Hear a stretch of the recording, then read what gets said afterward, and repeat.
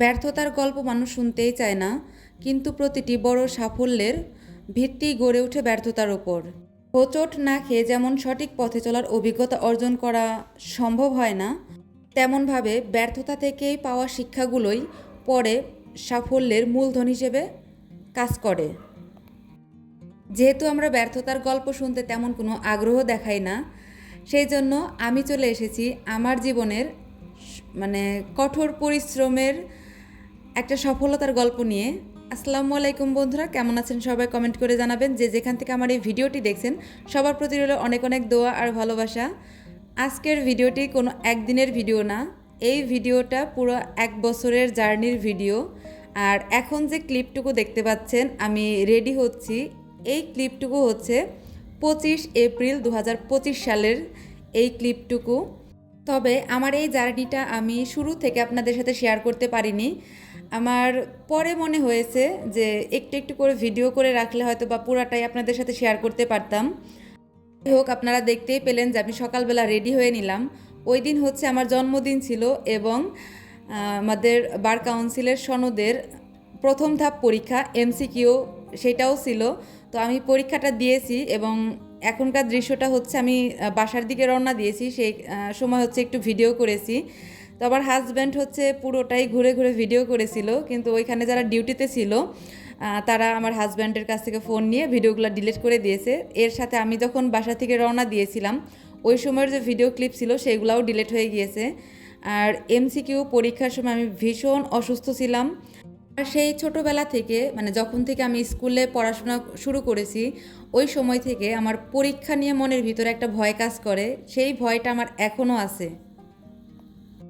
তো যাই হোক, অনেক ভয়ে ভয়ে এবং শারীরিক অসুস্থতা নিয়ে আমি পরীক্ষাটা দিয়েছিলাম, এমসিকিউ পরীক্ষা। আলহামদুলিল্লাহ এমসিকিউ পরীক্ষাতে পাশ করে এখন হচ্ছে রিটেন পরীক্ষার জন্য প্রিপারেশন নিচ্ছি আর কি। এপ্রিল মাসে তো আমার এমসিকিউ পরীক্ষা কমপ্লিট হয়ে গিয়েছে। আর তারপরে হচ্ছে আমার রিটেন পরীক্ষা হয়েছিল জুন মাসের 28 তারিখে, কিন্তু মাঝখানে মে মাসের কোনো ভিডিও ক্লিপ আমার কাছে নেই। তো এইটা এখন যে ভিডিও ক্লিপগুলো দেখতে পাচ্ছেন এইগুলো হচ্ছে জুন মাসের ভিডিও ক্লিপ। যাই হোক, ভিডিও শ্যুট না করে ভালো হয়েছে, তাহলে ভিডিওটা অনেক বেশি বড় হয়ে যেত আর বড় ভিডিও দেখতে আপনাদের বিরক্ত লাগতো। এখন যে দৃশ্যটা দেখতে পাচ্ছেন সেটা হচ্ছে আমাদের কোচিং সেন্টারে আমরা রিটেনের জন্য ক্লাস করতে এসেছি। তো ক্লাসটা শেষ হওয়ার পরে আর কি আমি একটু ভিডিও শ্যুট করেছি আর কি।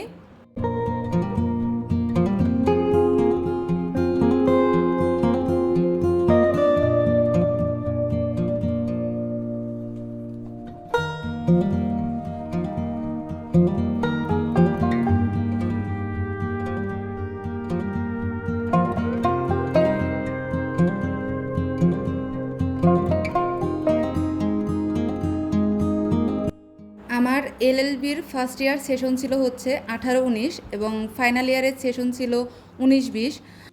আমি যখন ফাইনাল ইয়ারে পড়ি ওই সময় করোনাকালীন সময় ছিল।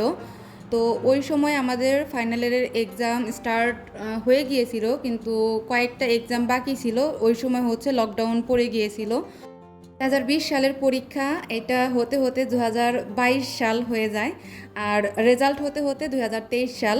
আমি ইন্টিমেশন জমা দিয়েছিলাম হচ্ছে 2023 সালের আগস্ট মাসে। 2023 সালে যখন আমি ইন্টিমেশন জমা দিলাম, তো ওই সময়ের যে বার কাউন্সিলের পরীক্ষাটা হয়েছিল আমি ওই সময়ের পরীক্ষাটা দিতে পারিনি, কারণ হচ্ছে আমি যেদিন ইন্টিমেশন জমা দেব সেই দিন থেকে 6 মাস পূরণ হতে হবে, তারপরে আমি হচ্ছে পরীক্ষার জন্য এলিজিবল হব। তার আগে আমি পরীক্ষা দিতে পারবো না। তো আমার 6 মাস পূরণ হয়েছিল না, সেই কারণে হচ্ছে ওই 23 সালের যে পরীক্ষাটা ছিল ওইটা আমি দিতে পারিনি। তারপরে যখন 6 মাস পূরণ হলো, সেই পরীক্ষা 2024 সালে হওয়ার কথা ছিল, কিন্তু 2024 সালের তো হলো না, হলো গিয়ে হচ্ছে 2025 সালে। তো এই 25 সাল থেকে আমার একদম ভাইবার রেজাল্ট পর্যন্ত জার্নিটা আমি আপনাদের সাথে শেয়ার করলাম। আপনাদের কাছে কেমন লাগলো সেটা কমেন্ট করে জানাবেন। আর যদি আপনাদের এলএলবি বিষয় নিয়ে কোনো প্রশ্ন থাকে সেটাও আমাকে জানাতে পারেন, আমি আপনাদেরকে তথ্য দিয়ে হেল্প করার চেষ্টা করব। আসলে আমরা প্রত্যেকটা মেয়েরাই চাই নিজের একটা পরিচয় তৈরি করব। তো সেই পরিচয় তৈরি করার পিছনে অবশ্যই ফ্যামিলির লোকদের সাপোর্ট খুবই প্রয়োজন।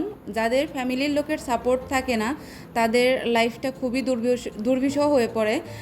আর সেই দিক থেকে আমি অনেক লাকি এবং আমার ফ্যামিলির লোকদের কাছে আমি সত্যিই গ্রেটফুল, কারণ আমি তাদের সবসময় আমি পাশে পেয়েছি। এবং বিশেষ করে আমার হাজব্যান্ডের কথা না বললেই নয়, সে তো মানে এত পরিমাণ সাপোর্ট করেছে আমাকে এই এক্সামের টাইমটুকু। আমি ঠিকঠাক মতো রান্নাবান্নাও করতাম না, ঘরের কোনো কাজও করতাম না, তাতে মানে কোনো প্রবলেম হতো না, সে দরকার পড়ে বাইরে খেয়ে আসতো। আর একজনের কথা না বললেই নয়, সে হচ্ছে আমার কোচিংয়ের টিচার। কারণ আমি যেহেতু একটু এক্সাম ভীতু, আমি পরীক্ষার হলে গিয়ে আমার মানে হাত পা কাঁপতে থাকে, খুব ভয় কাজ করে, খুব বেশি স্ট্রেস নিয়ে ফেলি। তো স্যার আমাকে যথেষ্ট মোটিভেট করেছে আর মনে সাহস জুগিয়েছে। স্যারের প্রতি যদি কৃতজ্ঞতা প্রকাশ করতে যাই তাহলে এটা আমি মুখের ভাষায় প্রকাশ করতে পারবো না। স্যারের কাছে আমি এতটাই কৃতজ্ঞ, কারণ সত্যি স্যার একটা সুপারম্যান। কারণ স্যারের প্রত্যেকটা কথা আমার মনের ভিতরে সাহস জুগিয়েছে, শক্তি জুগিয়েছে। তো এখন হচ্ছে আমার লাস্ট পার্টের এক্সামের সময়, দেখতেই পাচ্ছেন আমার সামনে ভাইভা এক্সামের বই। তো ওই সময় হচ্ছে আমার আরেকটা এক্সাম ছিল, সেটা হচ্ছে জুডিশিয়ারি এক্সাম। বলে না যে হাজার হাজার সফলতার মাঝেও কিন্তু ব্যর্থতা অনেকের জীবনেই থাকে, সেরকম আমার জীবনেও ছিল। তো আমার জুডিশিয়ারি এক্সাম আর হচ্ছে বার কাউন্সিলের এক্সাম দুইটা আমার সেম সময়ে ছিল। সেই কারণে হচ্ছে আমি জুডিশিয়ারির এক্সামেও আমি যথেষ্ট পরিমাণ পরিশ্রম করেছিলাম, কিন্তু সেটা আমার ভাগ্যে ছিল না আর কি, সেই জন্য হয়নি। তো যাই হোক, এখন যে দৃশ্যটুকু দেখতে পাচ্ছেন সেটা হচ্ছে আমি জুডিশিয়ারিতে যে অনলাইন একটা কোচিং সেন্টারে ভর্তি হয়েছিলাম। আমার ভাগ্য কতটা ভালো একটু দেখেন। আমি যখন বার কাউন্সিলের প্রথম পরীক্ষাটা দিলাম এমসিকিউ, ওইটা ছিল কিন্তু 25শে এপ্রিল 2025 সাল। আর যখন নিজেকে অ্যাডভোকেট হিসেবে পরিচয় করাতে পেরেছি, পরীক্ষাগুলোতে আমি সফলভাবে পাশ করতে পেরেছি। এবং এই যে সংবর্ধনা অনুষ্ঠান দেখতে পাচ্ছেন, এটাও কিন্তু 25শে এপ্রিল 2026, মানে সেম আমার জন্মদিনের দিন। আমি আসলে এই খুশিটা মুখে বলে প্রকাশ করার মতো না। মানে আমি সত্যি সত্যি খুবই হ্যাপি। আমার জন্য আপনারা সবাই দোয়া করবেন। আর এখানে হচ্ছে আমি জুডিশিয়ারিতে যে অনলাইন কোচিং সেন্টারে ভর্তি হয়েছিলাম সেখান থেকেই সংবর্ধনা দিচ্ছে। এবং এইখানেও একজন আমার ফেভারিট টিচার আছে, সেই টিচারের হাত থেকেই আমি ক্রেজটা নিয়েছি। এবং সুপ্রিম কোর্টের অনেক আইনজীবীও ছিল। যাই হোক, আজকের ভিডিওটা এই পর্যন্তই। সবাই খুব বেশি ভালো থাকবেন, আমার জন্য দোয়া করবেন। আপনাদের প্রতি দোয়া রেখে আজকের মতো বিদায় নিচ্ছি। আল্লাহ হাফেজ।